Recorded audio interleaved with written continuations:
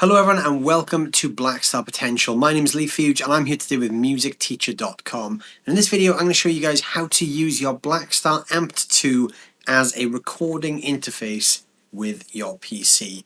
So my AMPED 2 is on the desk in front of me, as you can see here. Now I've just got a sound dialed in, which is just a standard kind of rock sound. It's an EL34 British style sound, which is great for just kind of classic rock sort of playing. So my guitar is connected to the Blackstar AMPED 2, but you'll notice there's actually nothing else coming out of any of the outputs. The only thing you see here is this USB-C cable right here. This USB cable is going to my studio PC. Now when you plug your AMPED 2 in for the first time, it will automatically download some drivers from the internet, and then your computer will notify you that the AMPED 2 is ready. Then you need to set it up in your computer ready to use. So I'm doing this on a Windows PC, as you can see. If you're going to do this on Mac, there will be a similar process, but you may find some of the menus are slightly different.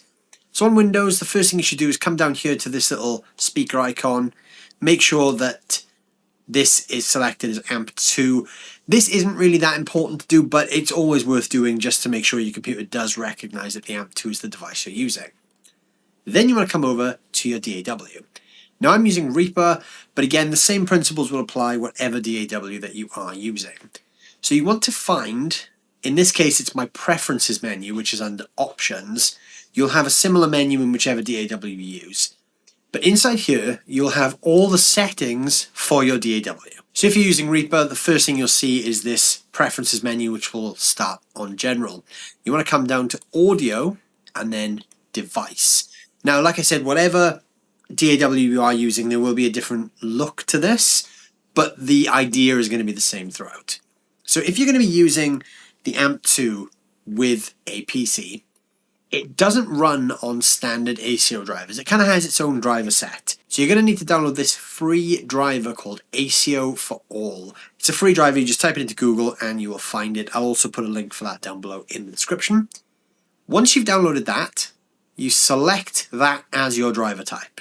So ACO driver should be ACO for All, V2 being the latest version. So you select that. Then you need to configure it to recognize where you're sending your signal. So my setup is going to be slightly more complicated because I've already got an audio interface plumbed into my studio, which is connected to my studio monitors, which you can't see because they're off camera. So I'm using those for monitoring back. But the AMPED 2 has a headphone output, which you could connect some headphones to. You could also use a Y cable to split that output and go to two different speakers as well if you wanted to monitor that way, because when you're recording, you need to be able to hear back what you're putting in. So the way I've got this set up is so that the AMPED is set as my input and my other interface going to my monitors is my output. To do this, once you've selected ACO for All, you go to ACO configuration and it brings up this menu.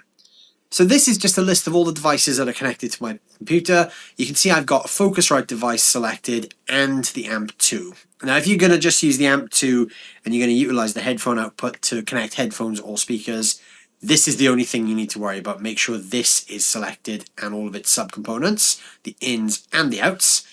I have these selected as well because I'm actually running a separate set of outputs. So you can see here my inputs are AMPED 1. This is first and last input, so this is set up to see a range of inputs. You can set just one if you want to. I've got all of the inputs selected there, so it sees input 1 to 4. And output range, that's just handling my speakers, but if you were using the AMPED for that, you do the same thing there. Then once you've done that, you create a new track in your DAW. Inside that track, you should have an option to select the input source. So you want to make sure that's AMPED 2, and then whichever of the input channels you're using, I'm just going to use 1 because that's the default one. Arm your track for recording, and turn the record monitoring on, because without that, you're not going to be able to hear what you're doing. And then once you've done that, you are ready to go. Now, if you have a PC that is perhaps a little bit older or lower spec, you may find you get some latency issues, which means when you play, you hear back what you're playing a little bit later than what you're actually playing. It's not as direct as playing with AMP. There's a really simple way to rectify this. Come back into that screen that you were just in to set up your inputs and outputs. Open up your configuration. And here we have the buffer size. Now mine is set to 320. What you want to do is you want to bring this as low as you can to reduce the latency. You can see when I hover over it, it actually says lower latency or reduce glitches. So the lower the latency is, the faster the response between your playing and what the computer gives you back. But if you've got an older system, this can also cause glitches. So you want to try and find the sweet spot where you get minimal latency but no glitches. If you've got a more powerful system, you will be able to bring this much lower. I have quite a powerful PC, so I could get this a lot lower if I want, but I've always just set things at 320 because I find that works great. But if you've got an older PC, you may need to set this slightly higher and there may be a tiny bit of latency. But that's something you can just play about with. You'll know when it's wrong because it will glitch. So now that I've done that, I can just hit record and I can play. So when I play, everything will go via the AMP2 out of the USB cable straight into my DAW. If I do any patch changes, such as turning on modulation or reverb or whatever I want to do, that will automatically happen to the track that gets recorded.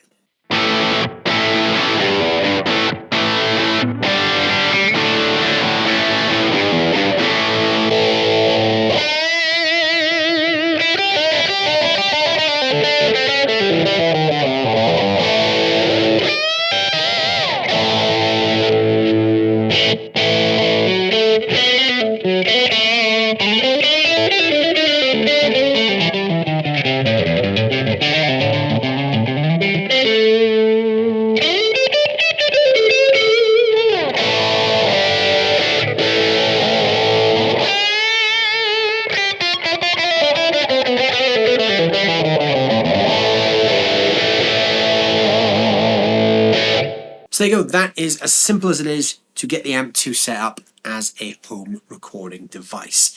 Now, if you don't want to use this as a USB interface in its own right like I've done in this video, and you already have a USB interface, you can simply take an XLR cable or a jack cable out of one of the outputs on the back, feed that straight into your existing audio interface, and there you go, it will work in exactly the same way.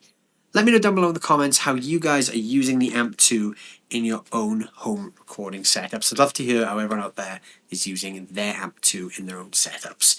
Don't forget to check out Blackstar Amplification on YouTube for more free video lessons just like this. If there's anything you guys want to see us doing with the AMP series, please let us know down below in the comments. And don't forget to check out musicteacher.com. It's a great network of teachers out there waiting to help you guys take your playing to that next level. Thank you so much for watching as always, and I'll see you soon.